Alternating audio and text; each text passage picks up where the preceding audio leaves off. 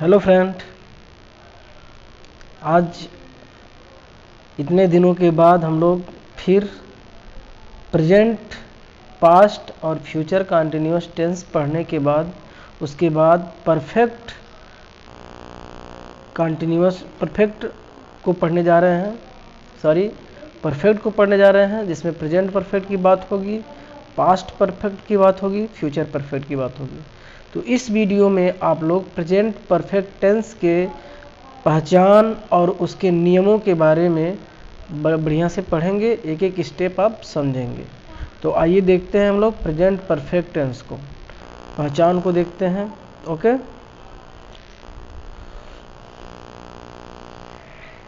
Present perfect tense. Present perfect tense क्या पहचान यहाँ देखिए लिखा हुआ है। प्रेजेंट परफेक्ट टेंस जिस वाक्य के क्रिया के अंत में चुका है, चुकी है, चुके हैं, चुका हूँ, ये शब्द देखिए आ रहा है इसमें। यानी कोई भी वाक्य होगा, जैसे राम खा चुका है, तुम दौड़ चुके हो, मैं लिख चुका हूँ, तो है शब्द तो रहेगा क्योंकि ये प्रेजेंट है। परफेक्ट इसलिए है क्योंकि इसमें चुका है, चुकी है, चुके हैं लग गया। बाकी के प्रेजेंट जो आप पहले पढ़े हैं, प्रेजेंट कंटिन्यूअस में वहाँ रहा है, रही है था, और जो इंडेफिनिट टेंस था उसमें ता है, ती है, ते है, ये था। ठीक है, तो प्रेजेंट परफेक्ट टेंस का पहचान एक बार फिर से रिपीट करते हैं।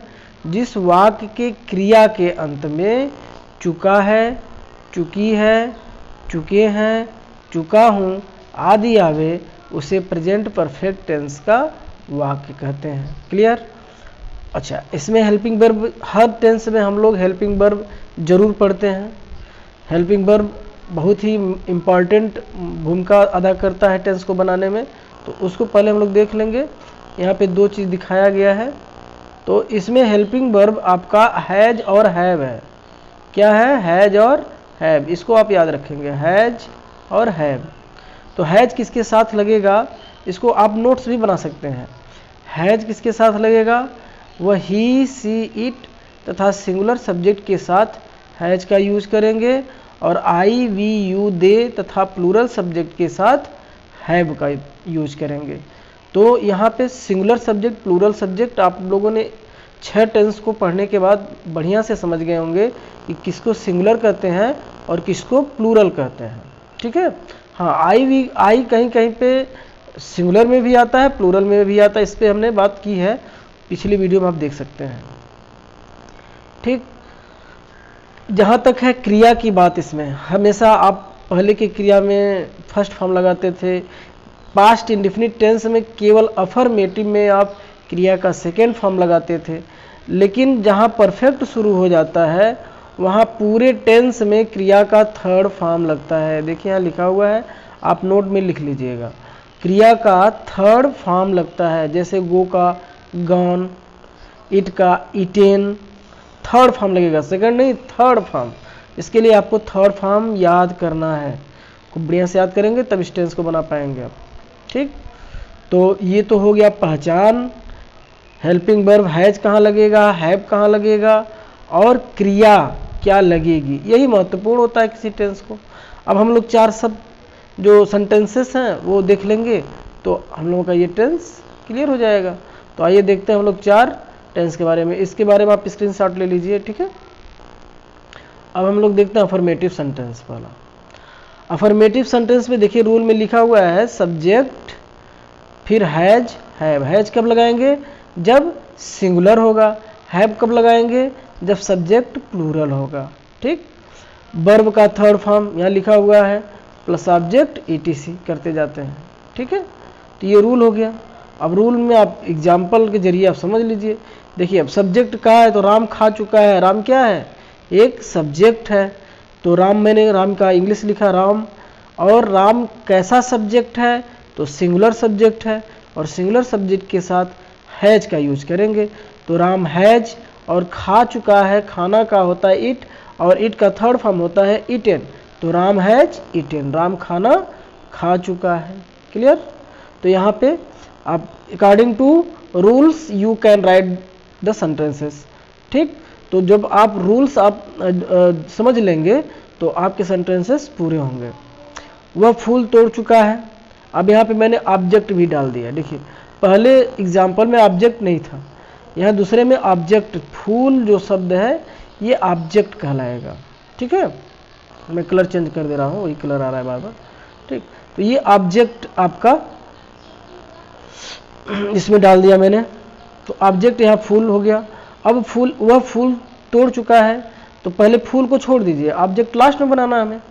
तो वह तोड़ चुका है, तो he has plucked, he has plucked, ही आपका हो गया सब्जेक्ट, हैज आपको लगाना है, हेल्पिंग वर्ब है सिंगुलर के साथ, और प्लग्ड तोड़ने का, प्लग्ड होता है फूल तोड़ने का, प्लग्ड, और इसके बाद फूल आपका तो फ्लावर हो गया।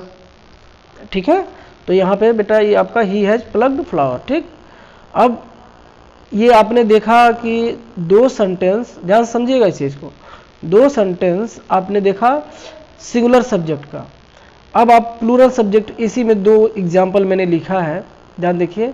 मैं जा चुका हूँ और तुम खा चुके हो, लिखा हुआ है ना, मैं जा चुका हूँ तुम खा चुके हो।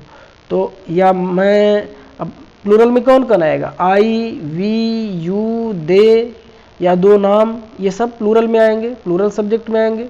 तो यहाँ पे मैं जा चुका हूँ, आई हैव गॉन, तो अब आई प्लूरल है तो आई के साथ सीधे लग गया, हैव लग गया। अब यहाँ पे यू के साथ, यू भी है आपका प्लूरल है तो उसके साथ भी हैव लग गया, यू हैव ईटन मैंगो।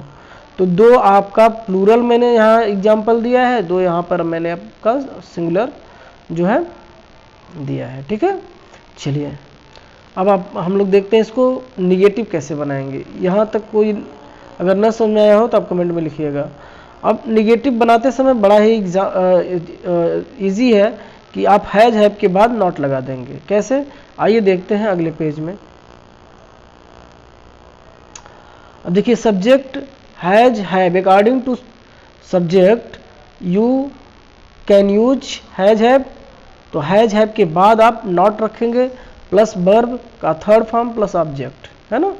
तो राम हैज़ नॉट ईटन, अब देखिए राम नहीं खा चुका है, तो क्या करना है आपको, बड़ा इजी है, केवल सिंगुलर सहायक क्रिया यानी हेल्पिंग वर्ब जो हैज हैव है, हेल्पिंग वर्ब के बाद नॉट लगा देना है ना। तो राम नहीं खा चुका, राम हैज़ नॉट ईटन, वह फूल नहीं तोड़ चुका है, he has not plugged flower, मैं नहीं जा चुका हूँ, आई हैव नॉट गॉन, तुम नहीं खा चुके हो, you have not eaten mango, तुम आम नहीं खा चुके हो। तो इसमें आम शब्द क्या है, मैंने आम शब्द मैंने क्या डाल दिया, ऑब्जेक्ट, आप समझ रहे होंगे। ठीक है, जहाँ पे भी कंफ्यूजन हो आप ज़रूर पूछा करिए इसको कमेंट बॉक्स में।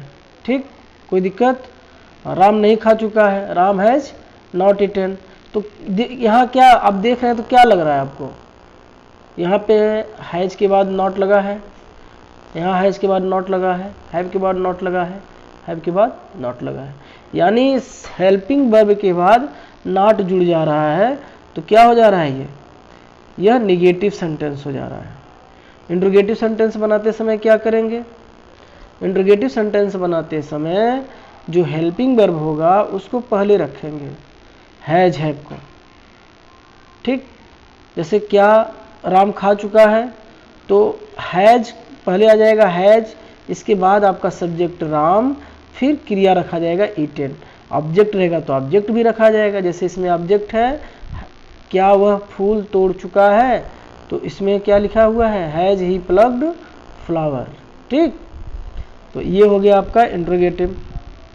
क्या मैं जा चुका हूँ, हैव आई गॉन, तो यहाँ पे प्लूरल आपका शो किया गया है।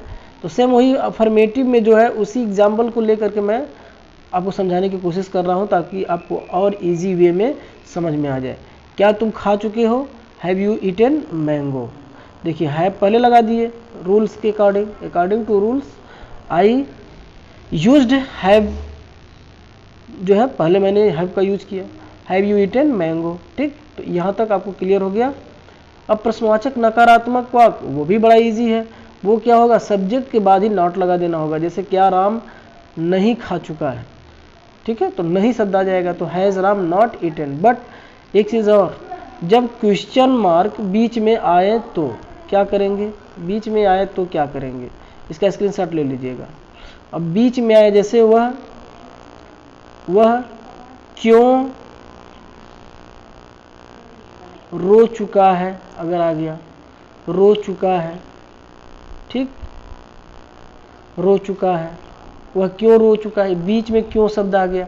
अब ऐसे में क्या करेंगे, तो इसकी इंग्लिश पहले रख देंगे, क्योंकि वाई और टोटल वह रो चुका है, तो अगर क्या वह रो चुका है में बनाना रहता तो जो सेंटेंस बन के तैयार होता वही रख देना है। जैसे क्या वह रो चुका है, तो क्या, तो हैज लग जाएगा, वाई हैज, तो हैज ही वेप्ट, का होता है वेप्ट, थर्ड फॉर्म, ठीक है, वाई हैज ही वेप्ट, वह क्यों रो चुका है। तो जब भी बीच में इंट्रोगेटिव आएंगे तो आपको जो बीच में इंट्रोगेटिव शब्द होंगे, वर्ड होंगे, उनकी इंग्लिश पहले रख करके बाकी इसी रूल्स को रख देना है, ठीक। अब आते हैं हम लोग प्रश्नवाचक नकारात्मक वाक्य में, लास्ट में। प्रश्नवाचक नकारात्मक वाक्य आप जब हम इंट्रोगेटिव पढ़ा रहे थे तभी समझाया कि बड़ा आसान है। हैज हैव सब्जेक्ट के बाद देखिए यहाँ नॉट लगा देना है, बस। बाकी एक चीज़ और ध्यान दे रहे होंगे, पूरे टेंस में वर्ब का थर्ड फॉर्म लग रहा है। क्या राम नहीं खा चुका है, has Ram not eaten, has Ram not eaten. क्या वह फूल नहीं तोड़ चुका है, has he not plugged flower. क्या मैं नहीं जा चुका हूँ, हैव आई नॉट गॉन। क्या तुम नहीं आम खा चुके होंगे, have you not eaten mango. तो आप इसको 1 से 2 बार 3 बार इस वीडियो को देखिए, बड़ा ही ईजी है। सब पढ़ाने के बाद मैं एक छोटे से चार्ट बना करके एक ही वीडियो में पूरे टेंस को समझाने का प्रयास करूंगा और आपको अच्छी तरह से समझ में आ जाएगा। और मैं हमेशा नहीं बोलता हूं, आप लोगों को ये बता रहा हूं कि बार बार इस वीडियो को देखिए और अपने दोस्तों को शेयर करिए, पढ़िए। ये हमेशा हर क्लासेस में महत्वपूर्ण होते हैं। आप जहाँ भी जाएंगे इसको बढ़िया से अगर तैयार हो गया तो इसके, ये तो अभी छोटी सी चीज़ें हैं, ये जो पढ़ा रहे हैं हम, ये छोटी चीज़ें हैं, सिंपल चीज़ें हैं। इससे बड़े बड़े टेंसेस आपको बनाना होगा, बोलना होगा। तो पहले बेस आपका नहीं तैयार रहेगा तो फिर आगे आप नहीं चल पाएंगे, ठीक है। तो यही बेस चीज़ें हैं, इनको पढ़ने के बाद आप कमेंट में लिख भी सकते हैं और मैं जो है जो एडवांस चीज़ें हैं उसको भी लाऊंगा टेंस पढ़ाने के बाद। ओके, धन्यवाद।